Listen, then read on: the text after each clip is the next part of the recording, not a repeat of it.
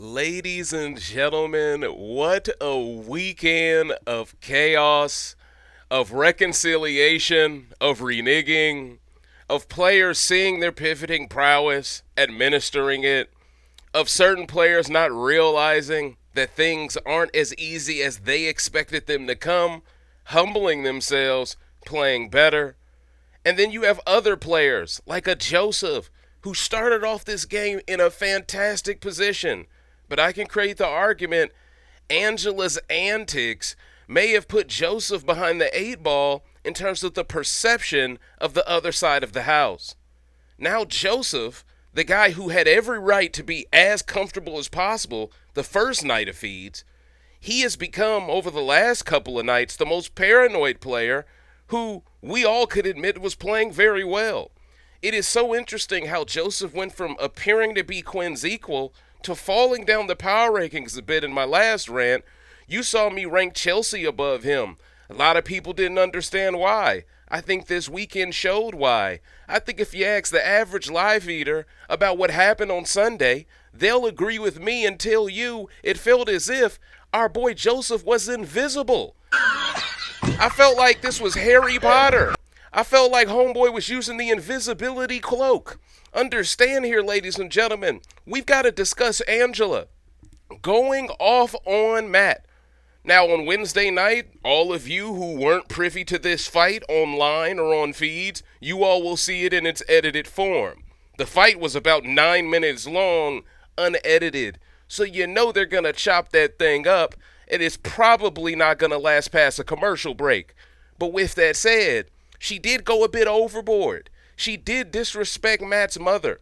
And these are the reasons why, to a certain extent, I'm on Matt's side and Angela's side. I know this feels like I'm hedging, but if you allow me to explain, you're going to see why I, once again, will simplify the complicated when it comes to this game, here exclusively on RBR, where the real stars are. I have been a fan of this show, of this man, since I heard him speak, since I saw him break down these games not just from a black male perspective, but also from a gamer. Like it's like he's played the game many times before. I've been thinking, lately it's just me against the world. Round and round I'm caught up in this swirl, trying to dig and trying to burrow. Pressure turned this stone into a pearl. Lessons that I learned weren't always thorough, sugar-coated like a churl. Now I'm really out here on my own. Now my homies acting like I owe 'em, done extending out my arm. Made a lot of money from my poems, been around and now they say I'm on. Welcome, ladies and gentlemen, to the critically acclaimed Pop the Trunk podcast, now Patreon exclusively sponsored Hall of Fame, Recency Bias Radio, with me, of course, as your humble host, here to provide you all with the 7th rant of Big Brother 26 and the 3rd live feeds update of the season. Now, where I left you all off at, we didn't know who was going to win Veto. You only knew on that Saturday afternoon that a lot rode on the veto. Whoever won this veto, they were going to have a huge choice on their hands. I believe Joseph and Brooklyn were picked to compete in the veto, if I'm not mistaken. Now, the veto ended up being, let me provide this for all the fans there, the veto ended up being the Scrabble competition. You know, the infamous Jeff Schroeder Technotronics competition of the past. The one where you essentially look around a maze, if you will, or swampland, if you will, for letters, and you try to put together the biggest words you can think of with the time allotted to you. Now, Lisa, of course, they're calling her Lisa Pierzina these days, coach, because Lisa was able to pull off the improbable upset. Everyone thought Kenny would win this. Everyone thought production would figure out a way to do something that was in Kenny's wheelhouse. Lisa winning, and to an extent, Angela winning the first HOH is a sign that we're getting competitions where anyone can win on any given Sunday. Well, that brings me to today's Sunday night episode, ladies and gentlemen, because even though we are far more ahead of the edit, there was still some information we could ascertain from this episode. First things foremost, we now know for a fact that these two twists offered to the upgraded players from night 1 and night 2 of Premier Week, we now know that both last for 4 weeks. We don't expect anyone to burn these twists this week, so that's an interesting tidbit. Also, I found it very interesting that tonight's episode revealed to us that Makensy got the far inferior twist to Quinn. Production souped up Quinn something serious, and when you think about how, from what we were shown, Makensy had by far the harder competition, and yet winning the harder competition got her the weakest twist, I ain't gonna lie, I bet you when Makensy is done with this game, MJ gonna watch back these episodes and find out what production gave Quinn, and this is gonna be her reaction. It should have been me, not him! It's not fair, coach. And y'all know that's the truth. You gonna give this girl America's veto, and she can't even pick the replacement nom. Meanwhile, you give Quinn basically the Tyler Crispin Cloud app twist of yesteryear. Alright? I'm just saying, there's a coincidence here how these archetypes tend to always benefit from these overpowered twists. But, with that said, you still got to go about using it the correct way, and luckily it only lasts 4 weeks. Tyler Crispin, if I'm not mistaken, his Cloud app lasts for 8. It was almost twice the amount of time he could use it, which made him that much harder to get out, that much harder to convince a house to want out. And that's, of course, how Tyler made the end. So when I think about how Quinn has gotten such an overpowered twist, compounded by the fact that he's playing the game really well, I mean, let's be real. Everybody can't play from the front foot really well. Same way everyone can't play from the back foot very well. We're noticing now with Joseph, the minute he has to backpedal a bit, he's not that good on the defensive. But on the offensive, he can gather a lot of information, and he can be quite the asset to a large alliance. Well, Quinn, he is showing us the propensity to not only be an asset to multiple huge alliances, because now we have more alliances that have formed, ladies and gentlemen. It's bigger than just what we already knew, the TBD6 that was trying to bring in Angela because of Joseph, or the larger 9, which has been called the Collective now, because they essentially have added Kimo and T-Kor to their mix, and because now they have T-Kor, hold on, let me make sure I have the numbers correctly on these alliances. Yeah, so essentially, the core 3 plus Quinn and Brooklyn are now referred to as the Pentagon. The Collective is basically the Pentagon plus T-Kor, Kimo, Joseph, and Angela. Okay? So it's basically 9 players, but they consider it 10 because Rubina also is supposed to be part of that collective. But it doesn't really feel like they view her as being part of it. And a lot of that probably, now that I've seen tonight's episode, is probably due to the fact that Rubina and Matt responded so positively to each other, both being Filipino. I think this put a lot of people on high alert, and I think to some degree the Filipino players are kind of being judged like they're black to an extent. But that's just me staying on the surface level with the thinking and getting y'all to see, oh, I see what's going on beyond the decadent veil. We also have the Critics Alliance, which is a Joseph and Tucker thing. You have the Golden Girlies Alliance, which of course, oh, and ladies and gentlemen, let me not forget this, is Angela and Brooklyn in Golden Girlies. You have this alliance called 5 of 8, which is Matt, MJ, Rubina, Cam, and Cedric. You also have another alliance called Barbershop, which seems to have some members from 5 of 8. It's MJ, Matt, Cam, Cedric, Leah, Chelsie, and Brooklyn. So there's a lot of different alliances. There's also Lisa. After winning Veto, she has been putting in a lot of hustle. She has gotten a lot closer to Leah. They have come together with a deal in principle. I wouldn't necessarily call it a final 2 per se right now, but it's working its way towards that. Also, Lisa's been putting in a lot of work, I believe, with T-Kor. Feels like Leah has been putting in a lot of work with not only Lisa, not only T-Kor, not T-Kor, Kimo. It feels like Leah is putting in a lot of work with Kimo. And it also feels like Leah has done a relatively good job to keep herself with many options heading into next week. I was concerned her final 3 being exposed by Quinn to Angela would guarantee Angela and Leah would never be able to be on the same page again. But it feels like, at least for now, Leah is prioritizing the eviction of Kenny, hence why she's trying to get so close to Kimo and while she's also trying to make sure she can preserve Matt. So that's a good explanation of Leah's game currently, ladies and gentlemen. And those are the takeaways. I really do believe ever since Lisa won the veto, it was like she flipped a switch. She started really cross-examining people more, figuring out information from them. There was one moment with Cedric where she noticed Cedric, was crying because he was talking to Angela. And Cedric is a very impressive player.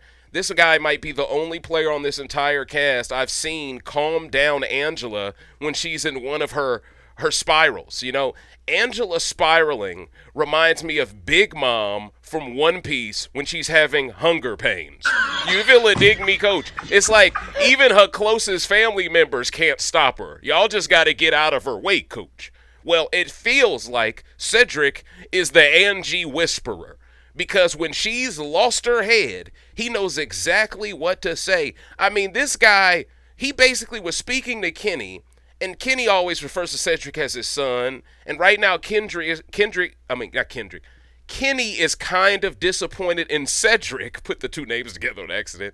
He's kind of disappointed in Cedric, who he calls his son, because due to the fact that Cedric is downgraded, Cedric can't do anything to help Kenny's game while Kenny's on the block. So while they're kind of busting balls and creating jokes amongst themselves, Angela, who currently also believes that Joseph may have let her down during the veto comp, this is something we need to pay very close attention to on Wednesday night, because all roads point, to me at least, the reason why Joseph is so paranoid is because he's getting vibes off of Angela that she believes he threw the veto comp. Keep this in mind. Everyone knew Angela wants to control her week. So if anyone that gets picked for this veto, and if Joseph was picked, we have to assume Angela may have picked him with House Guest choice. If she picks Joseph with the sole purpose of keeping noms the same so her game doesn't get messier after the fight that's aforementioned with Matt, it would make sense to me why Angela would believe that maybe Joseph sold her out a bit. Let's be real, Joseph's a very smart guy. I don't believe for a second he can't spell. But I do believe a guy that's playing as well as he was playing prior to the veto comp would not want to win it because he wouldn't want to be Blockbuster Dennis, which is his nickname. I'm pretty sure he doesn't want to be Blockbuster Dennis. Now, that, of course, is a reference to Big Brother Canada 12. Sorry for the people who don't watch that show, but the ones that do, they're going to appreciate that. So what you got to understand is, I think Joseph is paranoid, believing Angela is starting to doubt him. And also, you got to compound this with the fact that ever since the fight with Matt, Joseph was still pushing for this TBD plus Angela thing. From Angela's position, listen, I already stood on business. I don't want to work with this dude. Why do you keep trying to get me to mingle? So I can see both sides. But I can also see that Joseph has incentive with trying to at least play ball from a posturing standpoint to convince an MJ, convince a Matt, and a lot of people believe MJ has that twist, remember? Now, some players are starting to believe Joseph has it, which is also bad for Joseph's long-term game, because he has a final two with Tucker, right, called the Critics, and yet Tucker thinks he's the one with the twist. I mean, go figure, okay? A lot of these players, they came here to play, coach. It's Russian roulette settings. Anyone can get hit. It just really matters which one of the chambers is filled with something. And right now, it's on some Wu-Tang Clan type stuff, because I swear every chamber is an assassin in this house. So, all you got to understand is, Joseph, he's feeling paranoid over this dynamic. While this is happening and Cedric is talking to Kenny, and they're just, being harmless, Angela, she's still in that zone, that combative zone she had with Joseph at the table. Joseph, in front of everyone that was in the kitchen, he made it a point of his to say, oh, no, I wasn't watching what anyone else was doing during the comp. It was almost like Joseph was so defensive that Angela put him in a position to look like the one who was throwing by suggesting instead of competing, he was watching others compete while being in the comp with them. I think all that loaded context made Joseph uncomfortable. Joseph knows he can't really express himself too much until the veto ceremony. Then he probably can say a lot more. But that's why I give Joseph some credit, because what he chose to do once again was approach the black folks he's working with, the Cedrics and Chelseas of this world. Like, hey, if y'all catch any wind of mama trying to possibly nominate me, please give me a heads up. but most importantly, please speak highly of me to make sure I don't go up. Now, the Chelseas and Cedrics think he's completely preposterous to suggest that she could even nominate him. But this is interesting information for Chelsie and Cedric to deposit in their minds for the future, because they may be able to either manipulate Angela against Joseph later down the line, or vice versa, manipulate Joseph against Angela down the line because Joseph felt so desperate enough to run to them for help. So that's another thing I want to mention. So you have that dynamic. Joseph slowly slipping down the power rankings, trying to hold on to whatever foothold he can grasp on. You got Lisa winning Veto, rising up the rankings, gaining more influence. Angela, she went from not being able to get a hug from Lisa to now all she wants to do is be Lisa's best friend because she realizes she's created too many enemies in 1 week, right? So now she's trying to push this feminist card thing now with Lisa. And this is why Lisa is trying to convince a player like Angela, under no circumstances do you nominate a woman next. It has to be a man. Now, earlier today on Feeds, things got really interesting, coaches.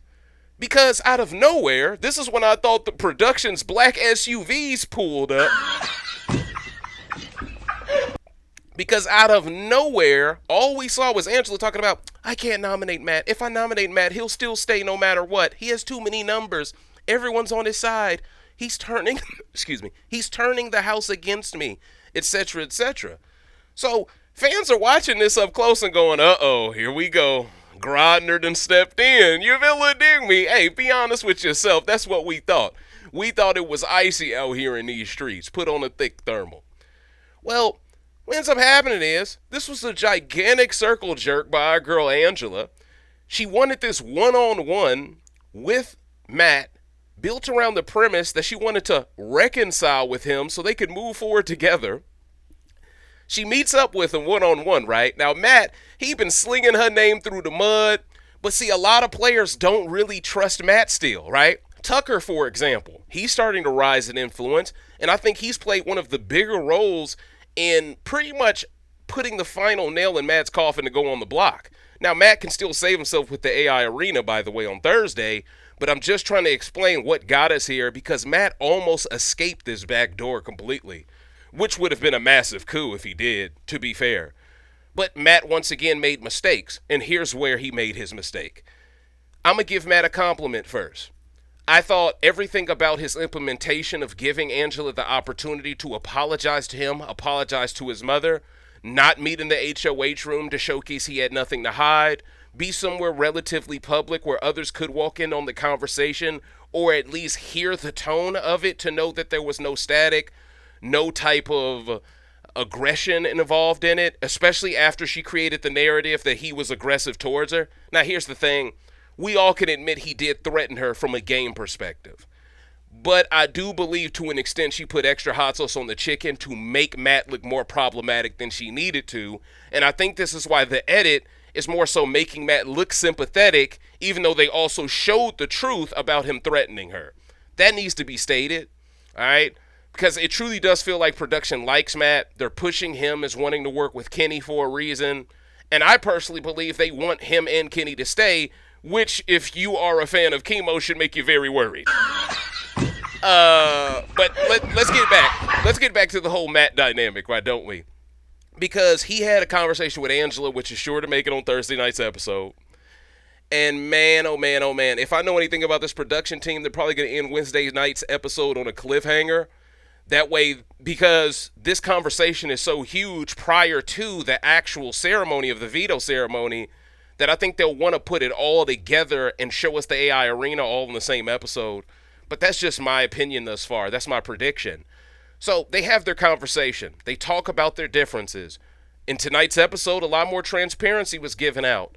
Now, I do believe to a certain extent that Matt was a bit sensitive. All this lady was doing was basically saying you're a very handsome guy who has a lot of options in terms of women he could have a showmans with. Now, Matt has every right to take that out of context to an extent and go, you're trying to place an extra target on me that I don't need because I know what I look like. I more so lean towards the Chelsie perspective of this, like, oh, woe is me, you're handsome. What a horrible life to live, coach. You know what I mean? Imagine how hard it was to be Ronnie back in the day in BB11, huh? Would you rather, hey, comment below and let me know. Would you rather be BB11 Ronnie or would you rather be BB26 Matt? Be honest with yourselves, coach. And I'm sorry, Ronnie, but I had to do it. Listen, the average person every time is going to choose to be the heartthrob guy with options. Let's just be honest. So with that said, this is also a reason why a lot of us thought you would play really well, Matt, because we thought you would start off on second base to a degree, and all you had to do was play smart from there. You've managed to play horribly to the point where people only see you as ugly despite how handsome you are, and that's the funniest part, right? But once again, this all goes back to the fact that you gave up your final 3. You gave up your final 2. Then when you're speaking to Angela, everything's going well in the conversation. You got her finally playing ball with you, admitting fault, apologizing to your mom. You told a very touching story about how your grandma was an immigrant, your mother was an immigrant. In today's episode, you spoke about how you were the first, I think, man in your family to graduate from college. I think you said something to that extent, to get a degree. All these things are positive. I just wish I could see more of that humble side of you in the game. I don't really see it because you're constantly in these little echo chamber cubby holes with your girl MJ and with the side piece Leah. You feel it, dig me? You know, you need to expound your horizons a bit and get outside your comfort zone more and let these people see the nice side of you that you're only willing to show when you're behind the 8 ball already, right? And see, that's the issue. Because Matt doesn't know when the battle is won. It feels like he hasn't read 48 Laws. The conversation's going exactly the way he needs it to go, but he keeps trying to dictate what Angela does after the conversation. The apology to his face wasn't enough. Now he says, well, publicly you called me out. Now publicly you need to do an apology in your speech. She agrees to that much. But then he says stuff like, oh, in your speech, though, you need to mention I'm the son of an immigrant. And I'm like, bro. Okay, now, you give someone an inch, they'll take a mile. You literally are an example of that idiom. What are you doing? You're looking like an idiot. Then she asks him, okay, well, let's say I were to go down the path of preserving you. You promise you won't come after me? And of course he tells her everything she wants. Oh, I'm not turning the house against you. Oh, I wouldn't come after you. Now that you've apologized to me, I mean, I'm only here because of my mother. Now all of a sudden, the only thing that matters is mom's now. And see, this is where Tucker is so funny, because Tucker immediately sees through Matt's BS and goes, why did it take him a whole day to cry about his mom being disrespected? Tucker like, you disrespect my mom, I'm crying during the damn fight, coach. And see, this is what I say, you know what? Tucker, a real one. See, I love this cast. They keep it 100, bro. They not just kissing. You see what I'm saying? So, basically, Angela, in my opinion, I think she was extracting information to confirm what she already wanted to do, but I think she was being entertaining today. I don't think she was ever really contemplating not throwing up Matt. I just think she wanted the extra ammunition to throw him up. And when he threw Tucker under the bus in this conversation, T-Kor under the bus in this conversation, and then Angela, the way I could tell for a fact she wasn't really trusting him was the fact that she wouldn't say, okay, I'm not going to nominate you. I'm going to nominate so-and-so. She never said that. She said, you have to go and find me a pawn. Now, if you just got done airing out me to the entire house, how is it now incumbent upon me to find you a pawn to let you off the hook for what you said about me that you claim to be remorseful for saying? That's when I knew Angela was being very disingenuous in this moment. But once again, I think she just wants to troll him, right? I think part of her did want to apologize to his mother, though. I think that part was 100% sincere from Angela's heart. Also, Angela reminded fans that she is a cancer survivor. Sometimes I have to remind myself of this. And fans, I really stress that you remind yourself of this. Do not be too hard on her. Understand she is an American hero too for what she has survived, right? And no one is judging Matt at all. And kudos to him for overcoming the things he overcame. But let's just be honest, Matt has played horribly this week, you know?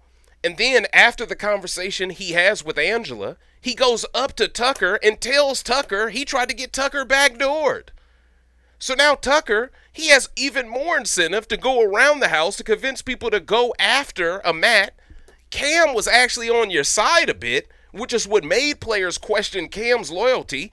Angela, she losing her mind so much, she watching the cams on Cam. She sees Cam and T-Kor have a conversation. This is after her conversation already with Matt. So now Angela is making the assumption that Matt convinced Cam to convince T-Kor to go on the block as a pawn so Matt didn't have to touch it. And everyone is watching these feeds like, oh my God, what did they give her? She needs rest. She absolutely needs a nap, all right? She needs a nap ASAP, no Rocky. So all you got to understand is Angela's hallucinating. She's beginning to question Cam over something that never happened. But one thing's for certain, she does want to protect T-Kor. Sorry for calling her K-Tor so many times. It's kind of confusing sometimes. I put one letter before the other. It's not on purpose. I'm trying to do better. But yeah, so all you need to really understand is right now it seems locked in that Matt will touch the block, which means everything now rides on that AI arena comp. Because if Kenny wins, Matt could go home. If Matt wins, Kenny could go home. But I still think it's very possible that if Matt were to come off and win the AI, I think it's very possible that Kenny could find the votes to stay over Kimo. I think production wants Kenny to stick around. I think Kimo isn't providing enough, to be honest with you, both from a feed standpoint and a television edit standpoint. At least you can see the vision with Kenny on television. He does seem like a good television character. It just feels like socially this group of players, it's taken him a little while to get to know them. But the same thing applies to Kimo. And that's another thing that makes Matt funny. Earlier today on the hammock, Matt straight up told Kenny to his face, you need to be pushing for T-Kor to go on the block too over me. You know why? Number one, you'll have a better chance of winning that AI arena comp if I'm not on the block. And number two, Kenny, reality check here. The only two players playing worse than you socially is T-Kor and Kimo. You better get them both on the block next to you. So that is essentially the strategy that is going on right now in the game.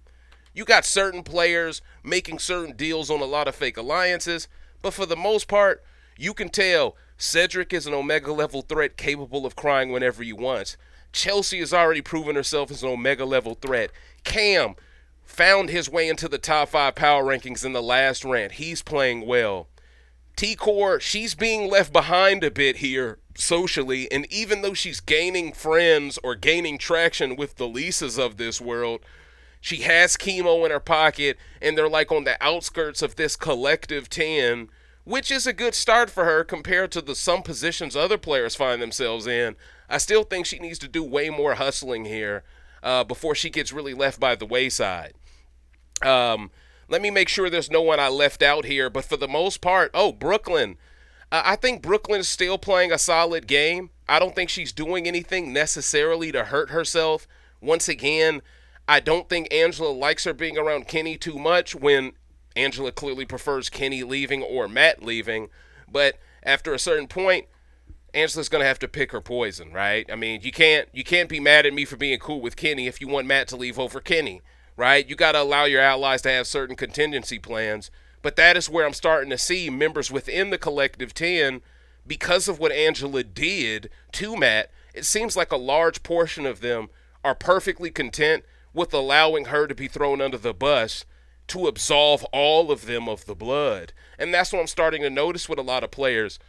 I feel like Quinn is getting close to Leah because he is starting to see maybe I can't really tie my sails to Angela's boat the entire season because of the fact that she's quite erratic, quite reactionary, and quite unpredictable.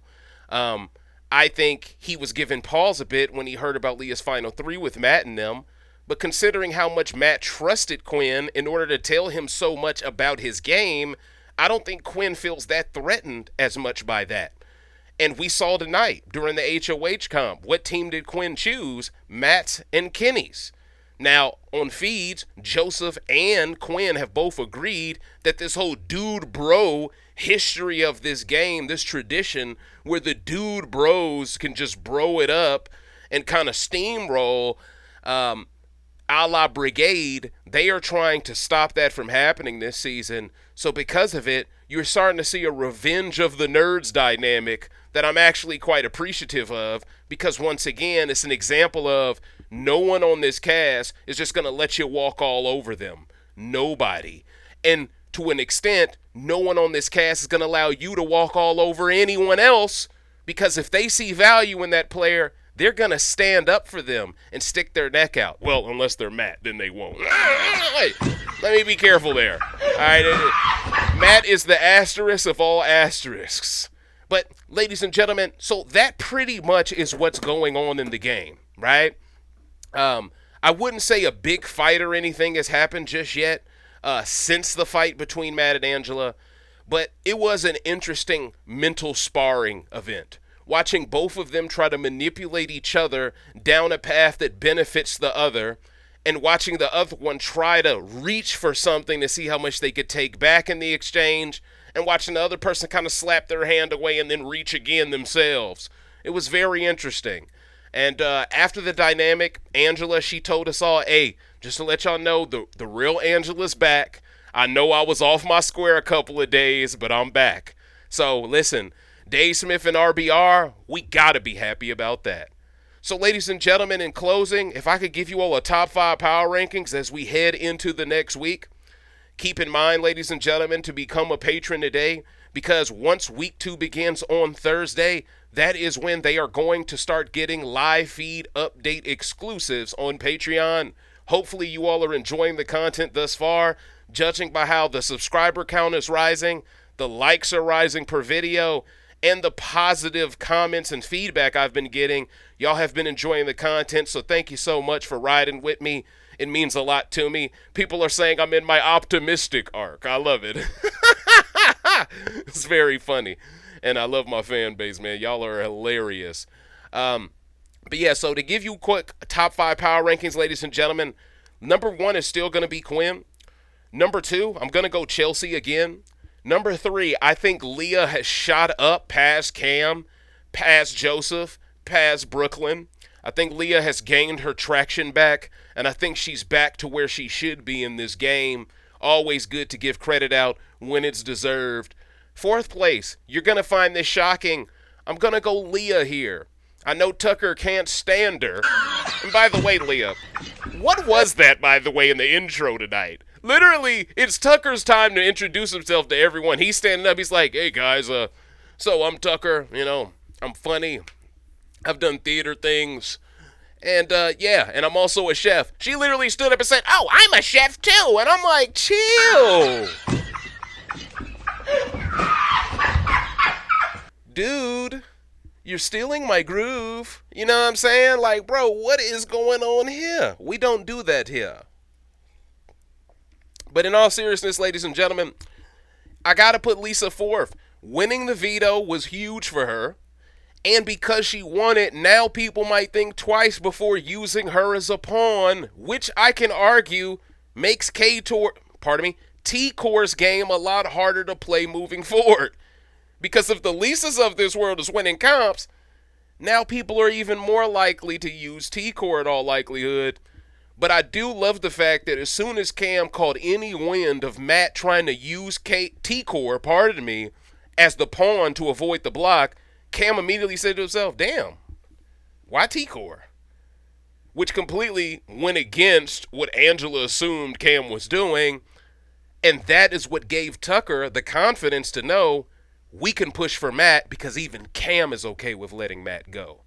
And if it wasn't for Tucker, I could create an argument Angela would be still bashing Cam right now. So at the end of the day, Tucker, I think I'm talking myself into making you number 5, bro. I don't know. But no, in all seriousness, number 5 is going to be Cedric. What he showcased to me with the crocodile tears, it told me this dude is damn near Crocodile Dundee. He's going to cook something up this season, and he's going to cook it up enough to make Lisa jealous. I'm Dave Smith with Recency Bias Radio, where no one is safe from criticism. And this was the 7th rant of the season, the 3rd live feeds update of the season, entitled Put a Bow on That. Do you agree with what I had to say regarding this rant? Who is your favorite player currently in the game? Who do you hope wins the AI arena between Kenny, Matt, and, of course, Kimo? Would you prefer a scenario where Kimo leaves because Matt and Kenny are delivering the entertainment value next week and Kimo likely is not? No disrespect to the Hawaiians out there. I just want Kimo to showcase a Hawaiian punch or two. You know, I want to see some fight in your game. That's all I'm saying. But at the end of the day, thank you so much for being here tonight. And I'm going to see y'all later in the week for another one, all right? Until next time. Deuces.